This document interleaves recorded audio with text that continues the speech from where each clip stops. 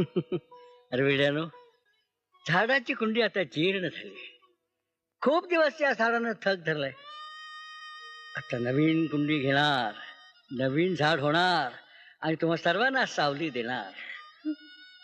मी जरी शरीरानं तुम्हाला दिसलो नाही ना, तरी सदैव तुमच्या पाठीशी राहीन. घाबरू नका, घाबरू नका. तू फक्त नित्य नेमानं माझी भक्ती करीन, त्याचं मी सदैव रक्षण करीन, सदैव त्याच्या पाठीशी राहीन. हा माझा तुम्हाला आशीर्वाद आहे.